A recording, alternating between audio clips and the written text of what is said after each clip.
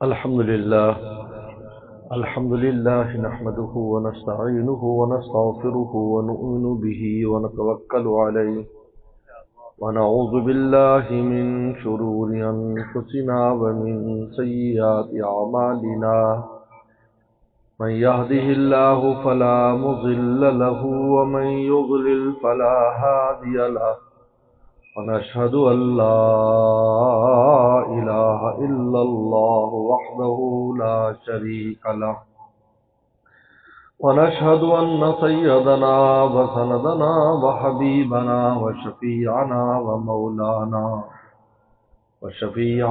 ومولانا محمدا عبده ورسوله صلى الله تعالى عليه وعلى آله وأصحابه وبارك وسلم أما بعد فأعوذ بالله من الشيطان الرجيم بسم الله الرحمن الرحيم يا أيها الذين آمنوا اتقوا الله ولتنظر نفس ما قدمت لغد فاتقوا الله إن الله خبير بما تعملون وقال تعالى إن هو إلا ذكر للعالمين لمن شاء منكم أن يستقيم وما تشاءون إلا أن يشاء الله رب العالمين قال النبي صلى الله عليه وسلم إن الدنيا خلقت لكم وإنكم خلقتم للآخرة وكما قال عليه الصلاة والسلام صدق الله وصدق رسوله النبي الكريم. ماشاءاللہ. میرے محترم بزرگ اور دوستو، نبی کریم صلی اللہ علیہ وسلم نے ارشاد فرمایا پوری دنیا تمہارے لیے پیدا کی گئی ہے، زمین آسمان، عالم علوی عالم سفلی، انسان کے لیے اللہ نے بنایا ہے. پوری کائنات بنانے کے بعد اللہ انسان کو لائے. جس طرح دسترخوان سجا دیا جاتا ہے، ہر چیز تیار ہوتی ہے، تو آخر میں مہمان کو لایا جاتا ہے. ماشاءاللہ ماشاءاللہ. حضرت انسان کو اللہ آخر میں لائے. پوری کائنات پہلے بن چکی، کوئی چیز رہ نہیں گئی تھی. زمین آسمان، پہاڑ، سمندر، سورج، چاند، ہر چیز کام پہ لگ گئی. اب حضرت انسان کو آدم السلام کو پیدا کیا اور ایسی شان کے ساتھ پیدا کیا کہ پوری کائنات میں اعلان ہوا انی جاعل فی الارض خلیفہ، میں زمین پر اپنا خلیفہ بھیج رہا ہوں. بڑی شان و شوکت سے پیدا کیا آدم السلام، بڑی شان و شوکت. کسی مخلوق کے لیے ایسے اعلان نہیں جیسے آدم السلام کے لیے اعلان ہوا ہے. کیوں؟ اس لیے کہ آدم اور ابن آدم کو اپنے لیے بنایا ہے. یہ میرے لیے ہے. یہ زمین میں جائیں گے اور پھر وہاں میرے قرب کی اور میرے عشق کی مستی دکھائیں گے، جس پر فرشتے بھی حیران ہوں گے، کائنات بھی حیران ہوگی. یہ کیسا انسان ہے جو مولا کے لیے جان بھی آرام سے دے دیتا ہے. مولا کے لیے ہر قربانی دینے کے لیے تیار ہے. آدم اور ابن آدم کو اپنے لیے بنایا ہے. یہ میرے لیے، مجھے یاد کرنے کے لیے، زمین میں میرا نام بلند کرنے کے لیے، اس اندھیر نگری میں میرے نام سے روشنی پیدا کرنے کے لیے. ماشاءاللہ. پھر آدم السلام کو بنا کر سب سے آخر میں پھر ایک تیاری کی. عشق و محبت اور درد محبت کے لیے انبیاء السلام کی جماعتیں آئیں، لوگوں میں اللہ کی محبت پیدا کی، توحید پیدا کی، اللہ کے نام کو بلند کیا. انہوں نے کائنات میں محنت کی، کرتے کرتے اب پھر ان میں جو امام اعظم تھے نبی کریم صلی اللہ علیہ وسلم ان کو لے کر آئے. یعنی دنیا میں سب سے آخر میں انسان کو لائے اور انسانوں میں پھر یہ بساط پھیلائی. آدم السلام سے شروع ہوئے اللہ کی محبت کی بات سنائی لوگوں کو، مخلوقات نے اللہ کا نام سنا، اللہ کو یاد کرنے کا طریقہ سیکھا۔ شیطان کیوں گمراہ ہوا؟ کیونکہ جس سے راستہ سیکھنا تھا اسی کے خلاف ہو گیا۔ اس سے سبق ملتا ہے جو اللہ کا راستہ بتانے والوں کے خلاف ہوتے ہیں وہ ہمیشہ گمراہ ہوں گے، یاد رکھو، ان کو کبھی راستہ نہیں ملے گا، کیونکہ جن نے راستہ بتانا ہے اسی کے خلاف ہے۔ شیطان کیوں گمراہ ہوا؟ عابد زاہد قسم کا مخلوق تھی، عبادت گزار تھا، سارا کچھ پڑھا لکھا تھا، لاکھوں سال اللہ کے قرب میں رہا، خطا کہاں کھائی؟ جس نے منزل پر پہنچ، ابھی راستے میں تھا وہ، دراصل وہ سمجھ گیا میں منزل پہنچ چکا ہوں۔ یہ جو لوگ کہتے ہیں کہ ہم پڑھے لکھے ہمیں کیا ضرورت ہے کسی کے پاس جائیں، ہمیں ساری چیزیں پتہ ہے، نماز روزہ کرتے ہیں، سب کچھ کرتے ہیں، ہمیں کیا ضرورت ہے؟ جیسے اللہ کے پیاروں کے پاس کیوں جائیں ہم؟ کسی عالم کے پاس کیوں؟ عالم ربانی کے پاس جائیں کیوں؟ کسی اللہ والے کے پاس جائیں؟ کیا ضرورت ہے؟ ہمیں سب کچھ پتہ ہے۔ شیطان نے بھی سمجھا تھا میں منزل پر ہوں۔ اللہ نے فرمایا منزل بہت دور ہے، نظر آتی ہے تمہیں قریب لیکن ہے دور۔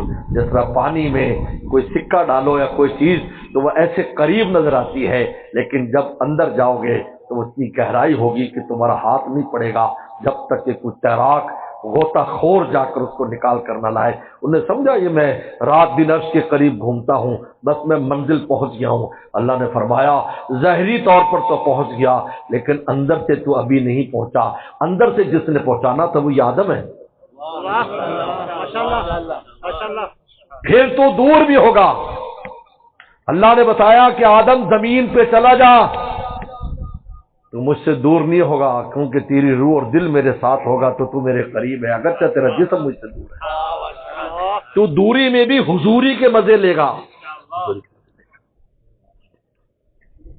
تیرا جسم دور ہے کچھ پرواہ نہیں، آدم تو بظاہر مجھے قریب سمجھتا ہے، تو جنت میں ہے تو سمجھے میں قریب نہیں، زمین پہ جا، وہاں جو تجھے قرب ملے گا تو حیران ہو جائے گا کہ دوری میں حضوری کا مزہ کیا ہے۔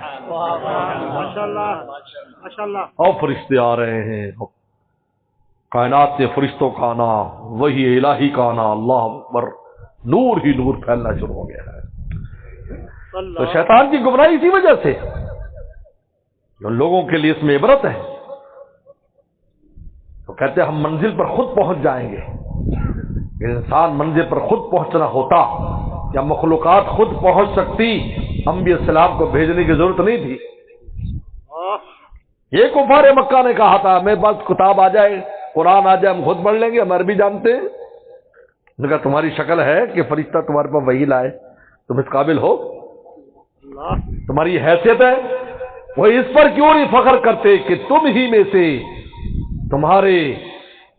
تمہارے ایک فرد کو، تمہارے ایک قبیلے کے ایک انسان کو ہم نے اپنا پیغمبر خاص اور خاتم النبیین بنا دیا ہے، اس پر تم کیوں نہیں فخر کرتے؟ تم خود یہ کہتے ہو کہ ہمیں یہ تاج مل جائے، تم اس قابل ہو؟ انہوں نے کہا کسی سردار کو ملنی چاہیے تھی نبوت، مکہ کے یا طائف کے۔ نے فرمایا کہ اس قابل ہے، ان میں قابلیت ہے؟ ہم نے تو اسی وقت فیصلہ کر دیا تھا ختم نبوت کا تاج رکھنے کا جب آدم السلام ابھی مٹی اور گارا تھے، پیغمبر فرمایا اللہ نے اسی وقت ہی مجھے نبی بنا دیا تھا، اس وقت اس نے مجھے نبوت عطا کر دی۔ آدم ابھی گارا اور مٹی تھے، آدم السلام جب وہ آئے تو حیران ہو گئے کہ بھائی یہ کیا نام لکھا ہوا ہے درختوں کے پتوں پر، یہ محمد رسول اللہ کون ہے؟ اللہ فرمایا یہ آپ کے اولاد میں میرے آخری پیغمبر ہیں، جو تمام پیغمبر جن کے لیے محنتیں کرتے جائیں گے، خبر دیتے جائیں گے، آخر میں پھر وہ مقصود اعظم آئے گا۔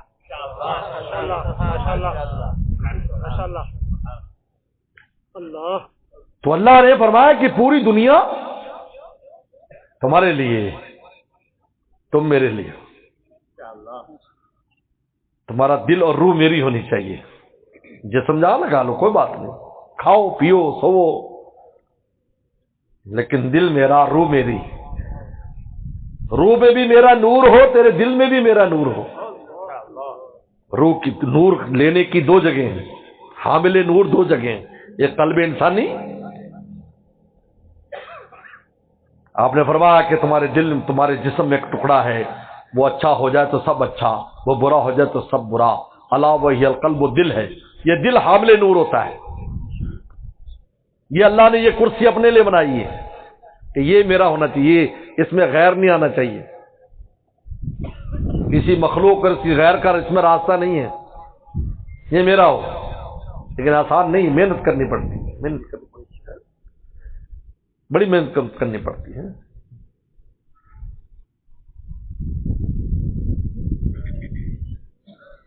اس گلشن سے، اس ہستی گلشن سے چھٹنا اے دوست آسان نہیں اتنا۔ انسان اس کائنات میں دل غیر اللہ سے خالی آسان نہیں ہے، اور یہی محنت ہے جس کے لیے میں اور آپ آئے، یہی محنت ہے۔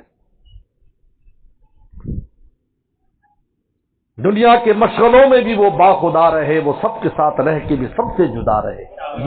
یہ وہ چیز ہے جس کا اصول، اصل مقصد ہے۔ آپ دنیا میں رہیں لیکن یہ دل مولا کے ساتھ ہو، ہما وقت ادھر ہے۔ دنیا کے مشغلوں میں بھی باخدا رہے، وہ سب کے ساتھ رہ کے بھی سب سے جدا رہے۔ اس گلشن ہستی، اس ہستی گلشن سے چھٹنا ہے دوست آسان نہیں اتنا۔ ہر کانٹا دامن کھینچے ہے، ہر پھول گریباں مانگے۔ ہر کانٹا دامن کھینچے، یعنی مسائل، مشکلات، مسائل انسان کو الجھا دیتے ہیں، اور ہر پھول، ہر خوشی مولا سے غافل کر دیتی ہے۔ کہ یہ آسان نہیں کہ انسان استقامت پر رہے، غم میں بھی مولا کا رہے، خوشی میں بھی مولا کا رہے۔ غم میں بھی ان کا ہے، خوشی میں بھی ان کا ہے، غم کو بھی ان کی نگاہ سے دیکھتا ہے، خوشی کو بھی ان کی نگاہ سے دیکھتا ماشاءاللہ، عجیب مظہر اعداد ہے تیرے عاشق، عجیب مظہر اعداد ہے تیرے عاشق، خوشی میں روتے ہیں اور غموں میں مسکراتے ہیں، خوشی میں روتے ہیں اور غموں میں۔ کہتے اس میں بھی کوئی حکمت ہے، اس میں بھی ہماری تربیت ہے، یہ مطلب ہمیں غم پہنچایا، اس میں بھی تربیت ہے۔ آپ یہ تھے وسلم کی زندگی کو دیکھیں، بدر کی خوشی، بدر جس میں بڑے بڑے کفار، یعنی ابو جہل کا جب پتہ چلا، ایک دوڑتا ہوا ایک صحابی آئے، حضرت ابو جہل قتل ہو گیا۔ فرمایا قسم کھا باقی؟ کہا میں قسم کھاتا ہوں، میں نے ابو جہل کو قتل وہاں پر مقتول دیکھا ہے، مرا ہوا دیکھا، ابو جہل قتل ہو گیا۔ فرمایا پھر کہے ابو جہل قتل ہو گیا، فخر ساجدا، پیغمبر سلام خوشی میں سجدے میں گر پڑے۔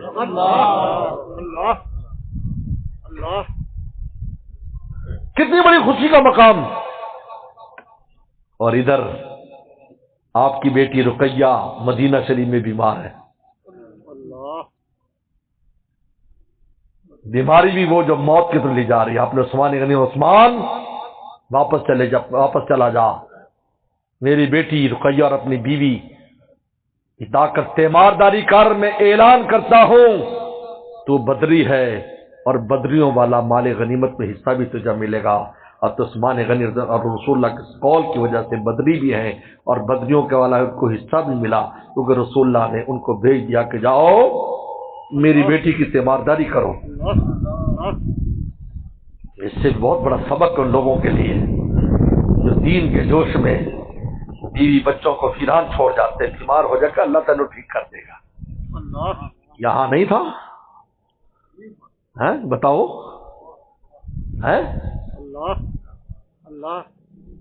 بدری گونگا لائے، حصہ کیوں ملا؟ کیونکہ سالار جس کی جہاں ڈیوٹی لگا دے وہی وہ مجاہد ہے۔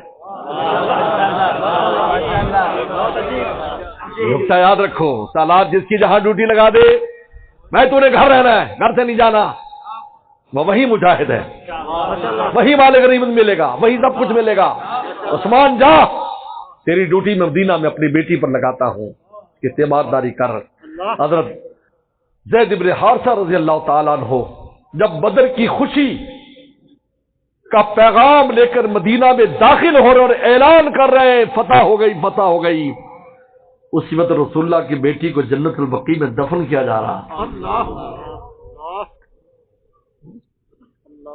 اس گلشن ہستی سے چھٹنا ہے دوست آسان نہیں اتنا، ہر کانٹا دامن کھینچے ہے، ہر پھول گرے ماں منگے۔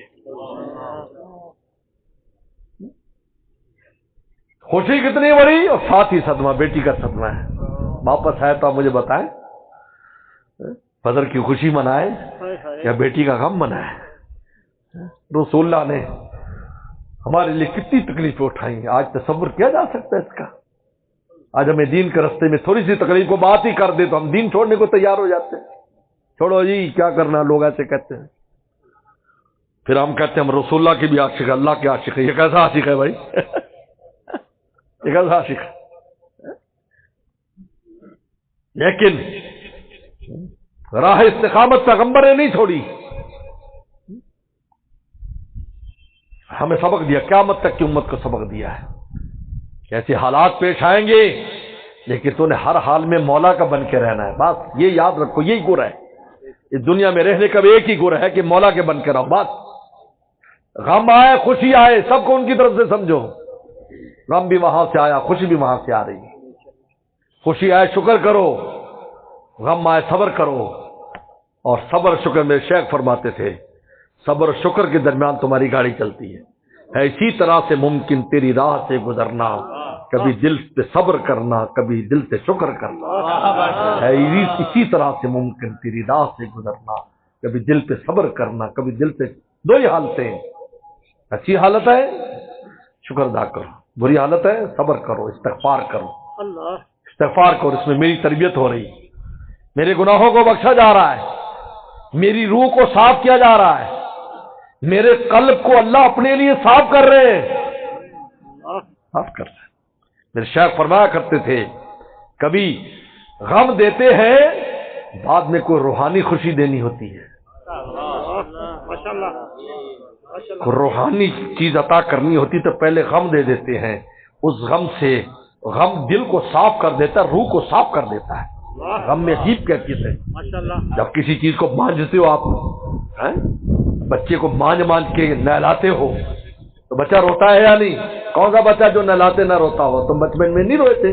تم سب نے باکیں بھی ماری تھی، ٹانگیں بھی ماری تھی ماں کو، لیکن پھر صاف ستھرے ہو کر پھر تمہیں کپڑے پہنائے ماں نے، پاؤڈر لگایا، کریم لگائی، گود میں لے کر پیار کیا، میرا پیارا، پتہ نہیں کون کون سے القاب آپ کو عطا ہو گئے اپنی ماں کی زبان سے، اور کیسی کسی دعائیں تمہیں مل گئیں۔ ابھی تھوڑی دیر رو رہا تھا اور رگڑے کھا رہا تھا، میرے دوست رگڑے لا کر کھاتا ہے تب بنتا ہے دل، یہ دل کے لیے، کیونکہ غم جو ہے یہ انسان کو نچوڑ دیتا ہے، گند نکال دیتا ہے اس کا۔ جو قرآن نے کہا ہم جب بھی کسی پر مصیبت لاتے ہیں، قوموں پر اجتماعی یا انفرادی، لعلہم یتضرعون، اسے لاتے ہیں تاکہ وہ زاری کریں، جب وہ زاری کرتے تو ہم خوش ہو جاتے ہیں، ہم ان پر خیر و برکات کا دروازہ کھول دیتے ہیں۔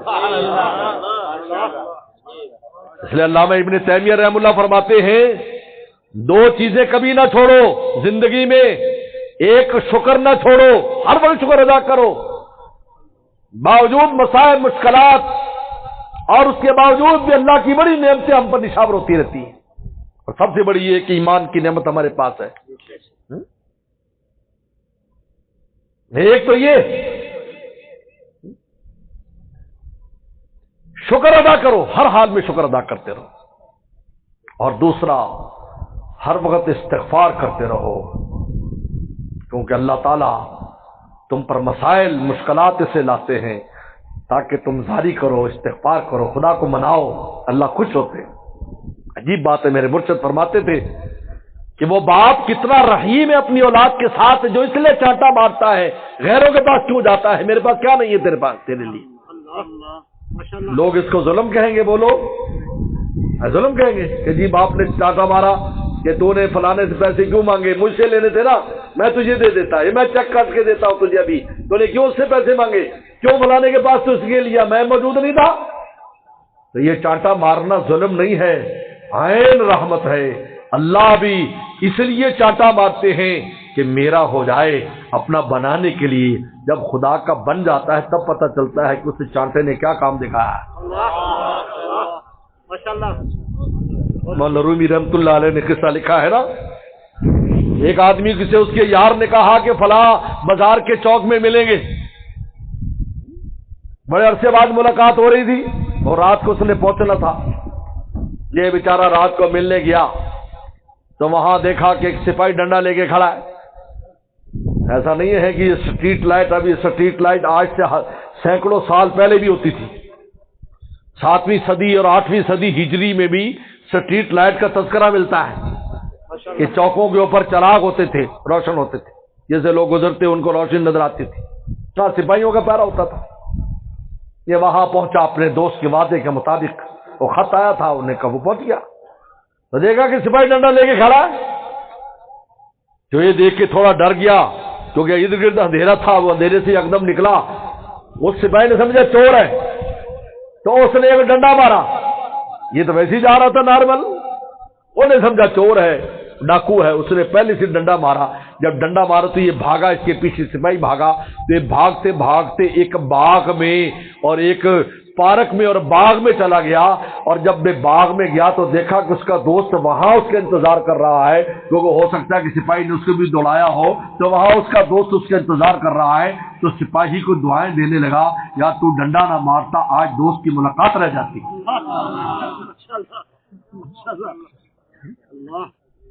لعلہم یتضرعون۔ لیکن میرے دوست، ہمارے اس لیے ہے کہ اس دل کو، روح اور قلب یہ دو چیزیں ہیں جن کو منور کرنا اللہ کے نور سے، اسی کے لیے ہے۔ یہ جب منور ہوں گی یہی وہ نور ہوگا جس کا قرآن بیان کرتا ہے، قرآن مجید۔ وَجَعَلْنَا لَهُ نُورًا يَمْشِي بِهِ فِي النَّاسِ، کہ دنیا میں بھی اس نور کے سہارے زندہ رہتا ہے۔ یہ نور اس کو ہدایت کا راستہ دکھاتا رہتا ہے،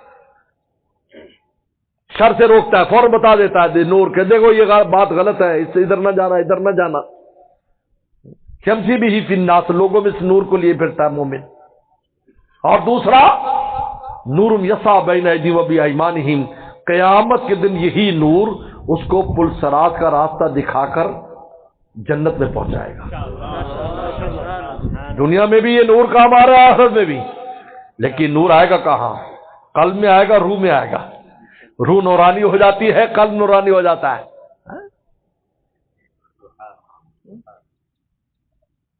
اسی لیے شیطان ان کو برباد کرنے کی کوشش کرتا ہے، ہمارے قلب کو بھی اور ہماری روح کو بھی، دونوں کو برباد کرتا ہے، سیاہی پیدا کرتا ہے، گناہوں میں لگاتا ہے۔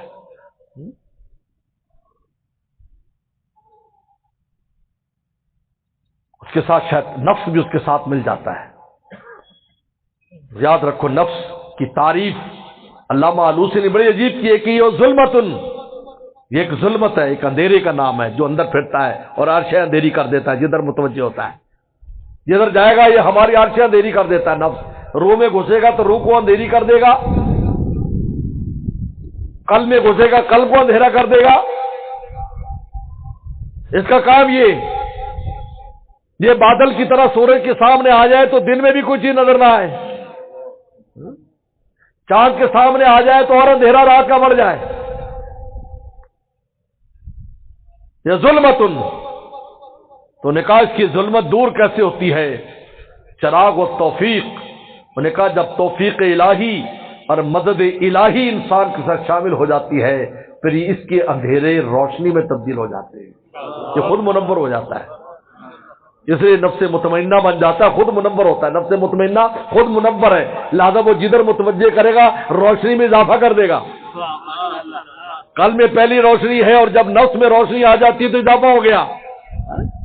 آپ بتائیں یہ روشنی چل رہی ہے اور اس کے ساتھ کوئی اور روشنی ایڈیشن لا جائے، ایڈیشنل لائٹ لگا دی جائے تو اس روشنی میں اضافہ کرے گی یا نہیں کرے گی؟ اور میں چراغ و توفیق، اس کا چراغ جو ہے نا، سراج و توفیق، اس کا جو سراج ہے وہ توفیق ہے، اس کا چراغ توفیق ہے۔ جب توفیق الہی آتی ہے، اور توفیق الہی کب آتی ہے؟ جب بندہ زاری کرتا ہے، اللہ سے مدد مانگتا ہے، اس کے سامنے روتا ہے، تو پھر اللہ تعالیٰ توفیق نازل کر کے اس انسان کو، گرے پڑے انسان کو اٹھا کر اپنے راستے کا شیر نر بنا دیتے ہیں۔ اس لیے قرآن مجید کی جب یہ آیت نازل ہوئی وما هو الا ذکر العالمین، کہ یہ اس میں تذکرہ ہے، یہ ذکر ہے عالمین کے لیے۔ قرآن مجید بھی، رسول اللہ کی ذات بھی اللہ کے لیے، پورے عالم کے لیے نصیحت کا ذریعہ ہے۔ فرمایا کس کے لیے؟ لمن شاء یستقیم، فرمایا اس کے لیے جو راہ استقامت پر رہنا چاہے۔ تو ابو جہل نے پتہ کیا کہا؟ انہوں نے کہا ہماری تو پھر مرضی ہے، لو شئنا استقمنا لو شئنا لم نستقم، ہماری مرضی ہے ہم استقامت پر رہے یا نہ رہے، یہ تو پھر ہمارے ہاتھ میں گیم آ گئی، یہ گیم ہمارے ہاتھ میں ہے۔ ہم جب کیونکہ قرآن کہہ رہا ہے لمن شاء یستقیم، جو چاہے استقامت اختیار کرے، پھر یہ ہمارے ہاتھ میں ہے، جب چاہے ہم استقامت اختیار کر لیں، نہ چاہے تو نہ کرے۔ اس کے اندر نہ اللہ کا کمال ہے نہ رسول اللہ کا کمال ہے۔ تو اگلی آیت نازل ہوئی وما تشاءون الا ان یشاء اللہ، تم چاہ ہی نہیں سکتے جب تک رب نہ چاہے۔ کہ دماغ کا علاج کیا کہ سبب ضرور تمہارے ہاتھ میں، مسبب جب تک مسبب الاسباب نہیں کرے گا سبب میں رنگ پیدا نہیں ہوگا۔ اور وہ کیسے ہوتا ہے کہ ملمتانوی فرماتے ہیں دو کاموں سے ہوتا ہے، اللہ والوں کے پاس آنا جانا رکھے اور خدا کے سامنے گڑ گڑاتا رہے، تو پھر اللہ فضل کا دروازہ اس بندے پر کھول دیتے ہیں، کبھی ضائع نہیں ہوتے۔ ایسا نہیں ہوا کہ بندہ گڑ گڑائے اور روئے کہ مجھے راستہ چاہیے اور اس کے لیے اہل اللہ کے پاس بھی جائے، کیونکہ اہل اللہ کے ہاں، اللہ کے پیاروں کے ہاں جب آتا ہے تو شقاوتیں سعادتوں سے تبدیل ہو جاتی ہیں، اور جب زاری کرتا ہے تو مولانا رومی فرماتے ہیں رحم آمد سوئے زاری اے غبی، اے گمراہ انسان، اگر تو یہ چاہتا ہے رحمت آئے، زاری کر، زاری کی طرف، زاری رحمت کو کھینچ لیتی ہے۔ اور اس کی مثال بھی مولانا رومی نے دی، کہا کہ بچہ روتا ہے، ماں کا دودھ اتراتا ہے، آسمان روتا ہے، چمن باغ و بہار بن جاتا ہے۔ تو روئے گا کیسے؟ خدا کی توفیق تیرے لیے نہیں اترے گی، یہ فکر ہی نہیں۔ ابو جہل نے کہا میری مرضی پر ہے، کہ تیری کیا مرضی ہے؟ تیری حیثیت ہے؟ اگر اسباب میں کچھ ہوتا ابراہیم السلام آگ میں جل جاتے، آگ ہے جلانے کے لیے، لیکن کب؟ جب مولا چاہتا ہے۔ یا نار کونی بردم وسلام علی ابراہیم، ٹھنڈی ہو جا۔ سمندر غرق کرنے کے لیے موسیٰ السلام پار ہو رہے ہیں، فرعون غرق ہو رہا ہے، ایک ہی وقت میں دونوں باتیں دکھا دی کہ ہم پار کرنے پہ تو پار بھی، ان کے لیے تو راستے بنائے تھے، راستے بنے۔ موسیٰ السلام کے صحابہ کے لیے، موسیٰ السلام کے امتیوں کے لیے راستے بنائے گئے، خشک زمین، تب وہ پار ہوئے، اور رسول اللہ کے غلاموں نے سمندروں میں ہی دوڑا دیے، گھوڑے پانی پر بھاگتے چلے گئے، لوگ حیران ہو گئے۔ کیوں؟ یہ فرق ہے کیونکہ موسیٰ کے جو امتی کمزور تھے ایمان و یقین کے اعتبار سے، اس نے کہا انا معی ربی سیہدین، میرے ساتھ میرا رب ہے، مجھے ہدایت دے گا۔ امت کو شامل ہی نہیں کیا کیونکہ ان کی حرکات سے جانتے تھے، لیکن یہاں پیغمبر صلی اللہ علیہ وسلم نے جمع کا صیغہ استعمال کیا ہے، ان اللہ معنا، اللہ ہم سب کے ساتھ ہے، کیونکہ ان کا ایمان و یقین رسول اللہ کی صحبت سے ایسا بن چکا تھا، جانتے تھے۔ حالانکہ حضرت امیر رضی اللہ تعالیٰ عنہ جب گئے بحرین کی طرف، بیچ میں سمندر تھا، بسم اللہ پڑھ کر گھوڑا ڈالا، پانی کے اوپر دوڑ رہا تھا، پیچھے سارے گھوڑے دوڑ رہے تھے پانی کے اوپر۔ یہ نہیں ہے کہ پانی میں تیر کر گئے، پانی میں اوپر دوڑ رہے تھے، صرف ایسا لگتا تھا جیسے 6 انچ کا یا اس سے کم پانی ہے، نیچے زمین ہے، ایسے دوڑتے گھوڑے پار ہو رہے ہیں۔ علامہ اقبال نے کہا 10 تو 10 دریا بھی نہ چھوڑے ہم نے، بحر ظلمات میں دوڑا دیے گھوڑے ہم نے۔ ماشاءاللہ ایمان یقین کا فرق تھا۔ موسیٰ کی امت تو آپ کو پتہ ہی ہے، یہ یہودی موسیٰ علیہ السلام کے ساتھ نے کیا کچھ کیا، اپنے نبیوں کو قتل کیا ہے۔ آج ہم کہتے ہیں یہودی ہمیں قتل کر رہے ہیں، تو اپنے پیغمبروں کو حضرت علیہ السلام یا السلام کے واقعات کو دیکھیں، آروں کے ساتھ چیر دیا، آرے کے ساتھ نبی کو، معصوم پیغمبر۔ اور یا السلام تو ایسے تھے سید و محصورہ، قرآن کا وہ قصور تھے، اور تو ادھر رغبت بھی نہیں تھی ان کی۔ نبیوں میں جس نبی نے شادی نہیں کی یا السلام، عیسیٰ السلام نے اگرچہ نہیں کی ہے، لیکن جب دوبارہ اتریں گے تو پھر شادی فرمائیں۔ ان کو رغبت ہی نہیں تھی، بالکل ہر وقت اللہ کے اس میں مست رہتے تھے، ان کو ذبح کر دیا۔ اور آپ تو ویسے ہی ہمیں دشمن سمجھتے، اپنے نبیوں کو نہیں چھوڑا۔ ایک روایت میں نے پڑھی کہ ایک دفعہ 70 نبیوں کو ایک دن میں ان نے شہید کیا، اور جن ان کے ماننے والے ربانیین علماء ربانی احتجاج کیا تو شام کو 70 علماء ربانیین کو ذبح کر دیا انہوں نے، اپنے غیر نہیں، اپنے قوم کے۔ موسیٰ علیہ السلام نے ان کو شامل نہیں کیا کہ اِنَّ مَعِیَ رَبِّی، میرے ساتھ میرا رب ہے، شاہدین ہدایت کا، ان کا نام ہی نہیں لیا۔ اور یہاں غار ثور میں رسول فرمائے ان اللہ معنا، ابو بکر فکر نہ کر، اللہ ہم دونوں کے ساتھ ہے، اللہ معنا، اللہ معنا، ہمارے ساتھ اللہ ہے۔ امت کو ساتھ شامل کیا ہے، کیونکہ عاشق امت تھی نا، جانے دے دی۔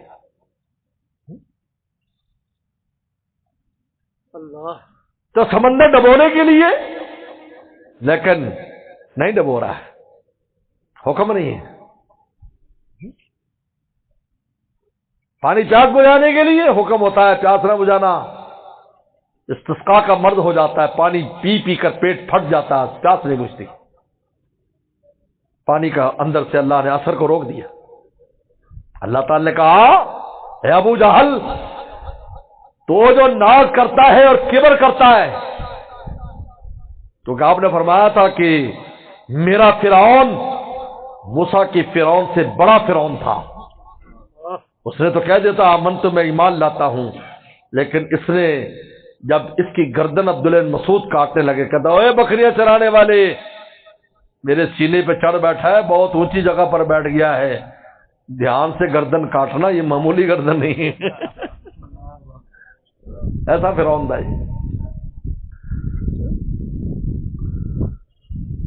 پوری زندگی رسول اللہ کو ستایا اس نے، پھر اللہ نے بدر کے کنویں میں کا انجام کیا، 70 بڑے بڑے سردار بدر کے کنویں میں ڈال دیے گئے۔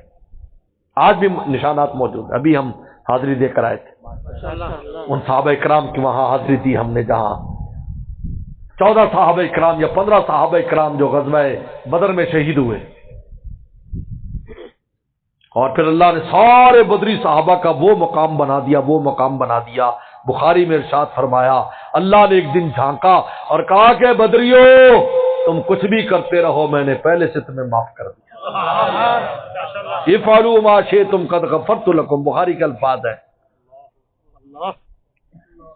حضرت عمر رضی اللہ عنہ نے جب وظیفے مقرر کیے، آپ وظائف مقرر کیے، کیونکہ حضرت عمر کا زمانہ آیا تو پھر حکومت کو منظم کیا گیا، خلافت کو منظم کیا گیا، امیر المومنین کا لقب پایا۔ فرمایا کہ سب سے زیادہ وظیفہ بدری صحابہ کا ہوگا۔ اور جبریل السلام آئے، پوچھا اللہ کے نبی صلی اللہ علیہ وسلم آپ کے صحابہ میں افضل جماعت کون سی؟ کہا کہ بدری۔ کہا کہ آسمان میں بھی سب سے افضل فرشتے جو بدری، جو بدر میں فرشتے آئے تو وہ سب سے افضل فرشتے ہیں، فرشتوں میں سب سے افضل وہ فرشتے ہیں جو بدر میں آئے۔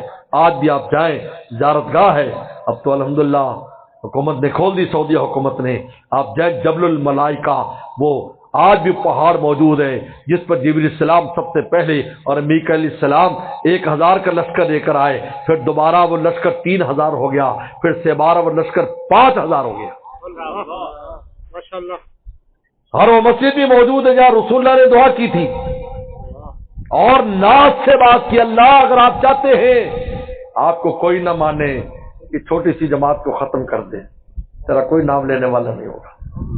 کہتے یہ ناز کیا تھا، ناز جو حضرت ابوبکر صدیق نے کندھے ہاتھ رکھا، بس بس اللہ پر آپ نے بہت زاری کر لی، بس بس بس اللہ، بس آپ نے ہاتھ میں مٹھی لی، آپ نے ایسے زور سے مارا، یہزم الجمع ویولون الدبر، فرمایا کہ شکست کھا جائے گی آئی جماعت ہے، کہتے سب کی آنکھوں میں جا کر مٹی پڑ گئی۔ قرآن نے کہا وَمَا رَمَيْتَ إِذْ رَمَيْتَ، یہ آپ نے نہیں پھینکی، ہم نے پھینکی ہے۔ ماشاء اللہ ماشاء اللہ، میرے دوست مجھے اور آپ کو حکم ہے سبب اختیار کرو، کوشش کرنا تیرا میرا کام ہے۔ اس لیے حضرت تھانوی رحمہ اللہ فرماتے ہیں اگر اللہ والے بننا چاہتے ہو تو سب سے پہلے ہمت کرنی ہوگی، ہمت کرنی ہوگی، اللہ کے راستے میں چلنے کی ہمت پیدا کرو اپنے اندر۔ نمبر 2، خدا سے زاری کرو، اللہ ہم نے اللہ والا بننا ہے، کیا کرے، ہماری مدد کرے، پھر مدد اترے گی۔ رحمت آئے سوء زاری ہے، کبھی رحم زاری کی طرف آتا ہے، جتنا گزاری کرتا ہے آتا ہے۔ تانگیر یسکوت کے حلوہ فروش، وہ قصہ آپ نے پڑھا ہوگا، بڑا دلچسپ اور پیارا قصہ ہے۔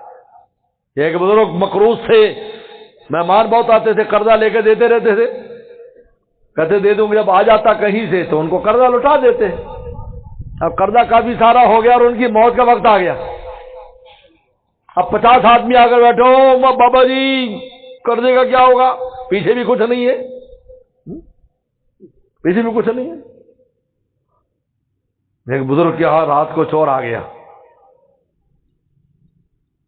تو ہاتھ خود مارنے لگا اندھیرے میں، تو بزرگ نے کہا کہ تکلف کی ضرورت کیا ہے، میں چراغ جلا دیتا ہوں، کچھ شے نظر آتی تو لے جاؤ۔ کچھ تھا ہی نہیں، کچھ تھا ہی نہیں۔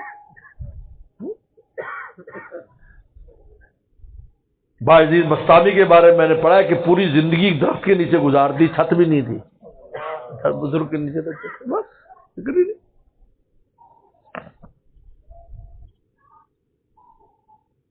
تو ہونے کا بابا جی، تو باہر ایک بچے نے آواز لگائی، حلوہ لے لو، حلوہ لے، دال کا حلوہ۔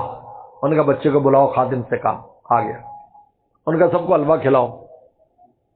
سب نے حلوہ کھایا، ایک کی بجائے 2 دلی اٹھا لی، حلوہ ختم ہو گیا، بچہ بڑا خوش ہو، ایک ہی جگہ پر سارا بک گیا، ورنہ شام تک مانگنا پڑتا۔ ان کا بابا جی پیسے، کہا کہ تم بھی بیٹھ جاؤ۔ تو سب غصے ہونے لگے، او یہ عجیب آدمی ہے، جی دیکھو بچے سے وہ کر لیا، او باپ اللہ معاف فرمایا، ہم جلدی حواس باختہ ہو جاتے ہیں۔ بچے نے رونا شروع کر دیا، او میرا ابا مارے گا، میرے پیسے میرے پیسے۔ اور سب نے کہا ہم نے تو بڑی بڑی رقمیں لینی ہے، تیری کہاں سے ملے گا بھائی، یہاں تو سارا قرضہ لینے بیٹھے۔ تھوڑی دیر میں آواز، دروازہ کھٹکا، خادم باہر گیا، انہوں نے کہا میں بادشاہ کا غلام آیا ہوں، بزرگوں سے ملنا ہے۔ بادشاہ نے کچھ ہدیہ بھیجا ہے، کہتے جب پیسے گنے تو پورا قرضہ تھا، 1 روپیہ زائد نہیں تھا۔ تو سب کا روح نہیں، حضرت آپ تو بڑے اللہ والے، معاف کر دیجیے، ہم سے غلطی ہوئی، ہم نے بڑی جلدی کی اور یہ کیا وہ کیا، پہلے بھی آپ دیا کرتے تھے، لیکن اب ہم نے کہا مر جاؤ گے تو پیچھے کون دے گا، اب سارے معافیا مانگ رہے ہیں۔ لیکن ایک نے پوچھ لیا کہ یہ بچے کا حلوہ اور اس کو کیوں شامل کیا؟ کہا بدبختو تمہاری وجہ سے تو نحوستیں اتر رہی تھی، یہ بچہ جب رویا تو رحمت اتر آئی۔ تانگیریت کوٹ کے حلوہ فروش، حلوہ فروش بچہ جب تک روئے گا نہیں، تاگ نگریت فلک کے خندہ چمن، فرمایا اگر آسمان نہ روئے تو یہ چمن میں باغ و بہار کہاں سے آئے، بچہ نہ روئے تو ماں کے پستانوں میں دودھ کہاں سے آئے۔ انسان روتا اللہ کے سامنے، اللہ مجھے آپ چاہیے، مجھے آپ کا تعلق چاہیے، نور چاہیے۔ جب روتا ہے توفیقات اترتی ہے، چراغ و توفیق اترنا شروع ہو جاتی ہے، اور اللہ والوں کے پاس جاتا ہے، شقاوتیں سعادتوں سے تبدیل ہو جاتی ہے۔ حضرت صاحب نے لکھا ہے 3 کام کرے، خود بھی ہمت کرے، ہاتھ پاؤں ڈھیلے نہ ڈالے، جو ناکام ہوتا رہے عمر بھر بھی، بہرحال کوشش تو عاشق نہ چھوڑے، یہ رشتہ محبت کا قائم رکھے، جو 100 بار ٹوٹے تو 100 بار جوڑے. ماشاء اللہ. دوبارہ چلا جائے, دوبارہ چل مولا پاس, اللہ نہیں ہے, ہم جائیں کہاں؟ اب گلو ہے ہی نہیں ہوئی. بتاؤ, میں پوچھتا ہوں جس کا ابا ہو ابا, اللہ نافرمانی گھر سے نکال دیا جائے, کچھ بھی کیا جائے, کوئی اور بھی ابا ہوگا اس کا بنے گا ابا یا وہی ہوگا؟ کہیں پوچھا جائے گا تو کیا گیا یار وہی سر میرا ابا ہے, بہت ناراض ہے یار, وہی تو گھر سے نکال دے میری نالائق, وہ میرا ابا ہے. ربا کے معاملے میں کہیں ادھر شاخ پر بیٹھ کے ادھر بیٹھ کے ادھر نہ جی وہ کر دے وہ کر, یہ کیا مطلب ہے؟ ابا تو پھر بھی جعلی ابا بھی بن جاتا ہے. کوئی چاچا تایا ایسا بنا لیا وہ ابا کی طرح اس کی دیکھ بھال کرتا ہے, لیکن ربا جیسا تو ربا ہو ہی نہیں سکتا کوئی. کون اس کے مقابلے پر آئے گا؟ ہے کوئی؟ ایک اللہ والے اللہ اللہ کرتے تھے, آواز آتی تیرا اللہ قبول نہیں. ہمارا جیسا کوئی خادم نیا نیا گیا, انہیں کہا جی جب قبول نہیں تو رات کو کیوں اتنا زور لگاتے ہو؟ انہیں کوئی اور در ہے تو بتا دے, وہاں بیٹھ جاتا ہوں. ان کا در تو کوئی نہیں, آواز آئی, آواز آئی. قبول است گرچہ ہنر نیز, اگرچہ ہمارے دربار کے لائق تیرا اللہ اللہ نہیں ہے جو ذکر کر رہا ہے, لیکن ہم نے قبول کر لیا اس لیے کہ میرے علاوہ تیرا کوئی اور در ہی نہیں ہے. تو پھر تو جائے گا کہاں؟ تو ہمارے کھاتے میں لہذا قبول کر لیا. جب بندے کا ایسا تعلق خدا سے ہو جاتا ہے تو بس کام بن جاتا ہے, وہ سارا اسی کے کھاتے میں. ماشاءاللہ ماشاءاللہ.